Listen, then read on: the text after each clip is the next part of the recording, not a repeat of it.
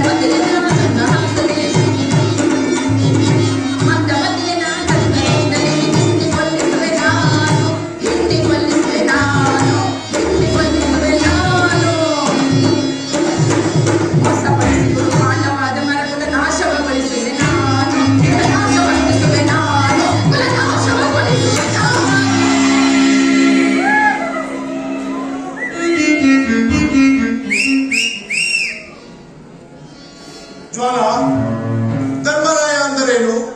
ಅವರ ಅಶ್ವಮೇಧ ಕುದುರೆಯನ್ನು ಗಟ್ಟಿ ಹಾಕುವುದೆಂದರೇನು? ಜ್ವಾಲ, ಕುದುರೆ ರಕ್ಷಣೆಗೆ ಬಂದಿರೋದು ಯಾರು ಗೊತ್ತಾ? ಸವ್ಯಸಾಚಿ ಎಂದು ಬಿರುದಾಂಕಿತನಾದ ಪಾರ್ಥ.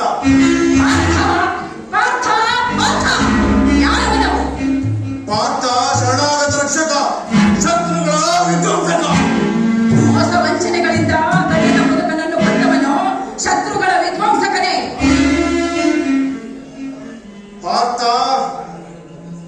ನಿನಗೆ ಶ್ರೀ ಕೃಷ್ಣನ ಬೆಂಬಲವಿದೆ.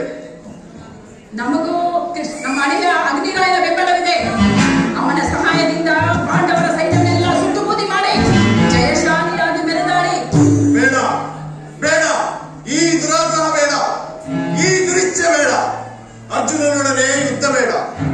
ಶರಣಾಗತರಾಗಿ ಶ್ರೀ ಕೃಷ್ಣನ ಕೃಪೆಗೆ ಪಾತ್ರರಾಗುವ. ಈಗ ಮಾತನಾಡುತ್ತಿರುವ ನೀವು ನನ್ನ ಪತಿಯಾದ ನೀಲಧ್ವಜರು, ಈ ಸ್ವರೂಪದಿಂದ ನಿಂತಿರುವ ಹೇಳಿಯೋ. ಧೈರ್ಯವಿದ್ದರೆ ಹೋರಾಡಿ, ಇಲ್ಲದಿದ್ದರೆ ಬಳೆಗಳನ್ನು ತೊಟ್ಟುಕೊಂಡು ಕುಳಿತುಕೊಳ್ಳಿ. ಓ ಹರಿಯರಿ, ಅವಸಾನ ಕಾಲ ಹತ್ತಿರ ಬಂದಿದೆ.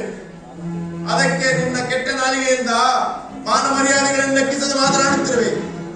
ಈ ರೀತಿ ನಿನ್ನಿಂದ ಅಪಮಾನ ಆಗುವುದಕ್ಕಿಂತ ರಣರಂಗದಲ್ಲಿ ಹೋರಾಡಿ ಪಡೆಯುವುದೇ ಮೇಲು. ನಡೆಯುವುದಕ್ಕೆ ಸರಿಯಾಗಿ ಹೇಳ್ತೀರಿ ಅಪ್ಪಾಜಿ. ಮಾತೆಯೊಳಗೆ ಚುಚ್ಚುಮಿಡಿಗಳಿಂದ ನನಗೂ ಬಹಳ ನೋವಾಗಿದೆ. ಯುದ್ಧದಲ್ಲಿ ಆ ಅರ್ಜುನನನ್ನು ಎದುರಿಸಿ ಹೋರಾಡೋಣ. ಗೆದ್ದರೆ ಜಯ, ಇಲ್ಲದಿದ್ದಲ್ಲಿ ವೀರ ಸ್ವರ್ಗ. ನಡೆಸಿ ಹೋಗೋಣ. ನಡೆಯುವ.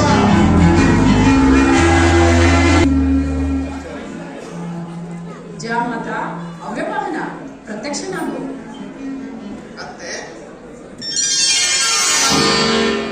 ಹೆಣ್ಣು ಕೊಟ್ಟ ಅತ್ತೆ ತಾಯಿಯ ಸಮಾನ ಅಂತ ಶಾಸ್ತ್ರ ಪುರಾಣಗಳು ಹೇಳ್ತವೆ.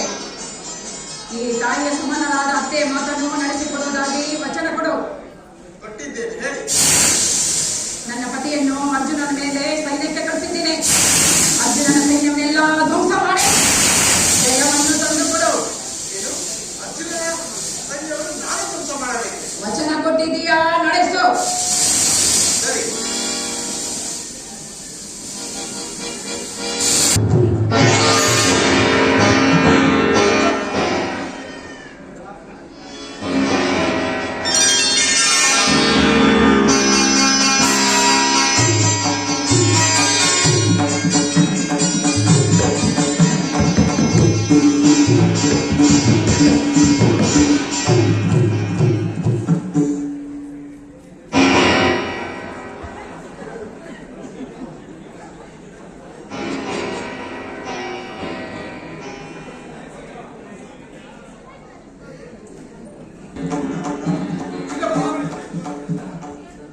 ವರ್ಣಾಸ್ತ್ರವನ್ನು ಹೂಡಿ ಆ ಅಗ್ನಿ ಸೊಕ್ಕನ್ನು ಅಡಗಿಸು.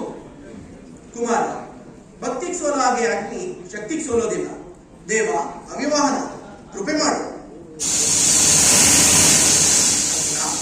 ದೇವ ದೇವ, ಯಾವ ಅಪರಾಧಕ್ಕೋಸ್ಕರ ಈ ಧ್ವಂಸಕ್ಕೆ ನಾಲ್ಗೆ ಚಾಚಿದೀಯ? ನನ್ನ ಅತ್ತೆಯ ತೃಪ್ತಿಗೋಸ್ಕರ. ನಿನ್ನ ಅತ್ತೆ ತೃಪ್ತಿಗೋಸ್ಕರ ನಿನ್ನ ಅಳಿಯನ್ನ ಧ್ವಂಸ ಮಾಡೋದು ನ್ಯಾಯವೇ?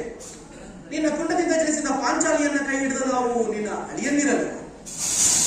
ಕಾಲಭವನವನ್ನ ಅಗ್ನಿಗೆ ನೈವೇದ್ಯ ಮಾಡುವುದು ನಾನು, ಅದನ್ನು ಮೆಚ್ಚಿ ಗಾಂಧಿವಾ ಕೊಟ್ಟರು ನೀನು. ಮರೆಯೋದು ಮನುಷ್ಯ ಸಹಜಗಳು. ಆ ಗುಣ ದೇವತೆಗಳಾದ ನಿಮ್ಮಲ್ಲೂ ಇದೆ.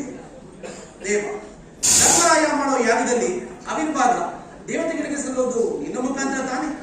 ಅದನ್ನೆಲ್ಲ ಮರೆತು ಕ್ಷುದ್ರನಾಗಿದ್ದೀಯ. ಇದು ನ್ಯಾಯವೇ, ಧರ್ಮವೇ, ನೀತಿಯೇ? ಶಾಂತನಾಗು ಪ್ರಭು, ಶಾಂತನಾಗು.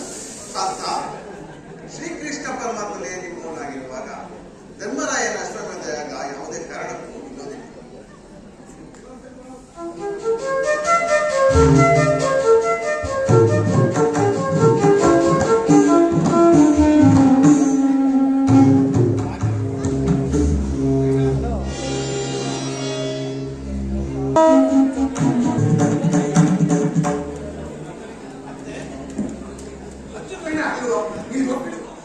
ಆತನನ್ನು ಅರಮನೆಗೆ ಕರೆಸಿ ಆತನನ್ನು ಸತ್ಕಾರ ಮಾಡಿ ಭಗವಂತನ ಕೃಪೆಗೆ ಮಾತನಾಡ.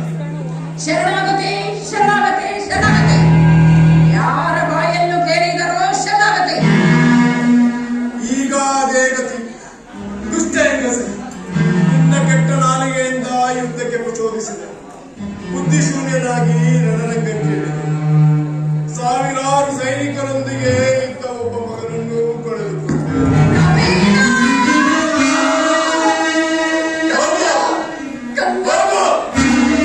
ಅರ್ಜುನನ ಪಾದಗಳ ಮೇಲೆ ಬಿದ್ದು ಕ್ಷಮೆ ಬೇಡು.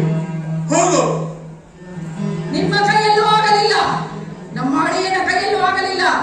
ಈಗ ನನ್ನ ಕೈಯಲ್ಲಿ ಏನಾಗುತ್ತೆ ಅಂತ ತೋರಿಸ್ತೀನಿ ನೋಡಿ.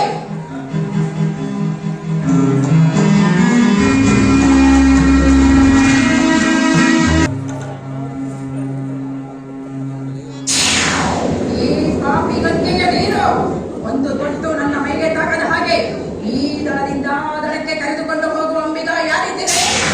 ಯಾರಿದ್ದೀರಿ?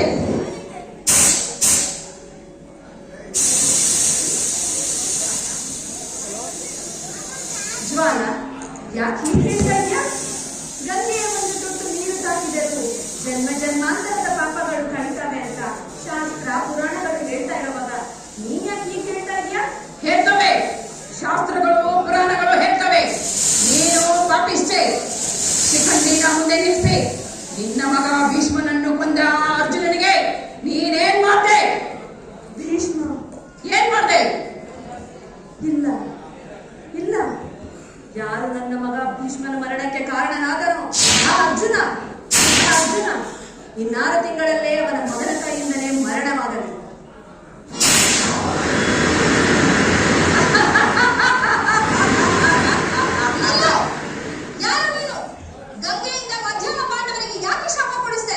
ಅದನ್ನು ಕೇಳೋ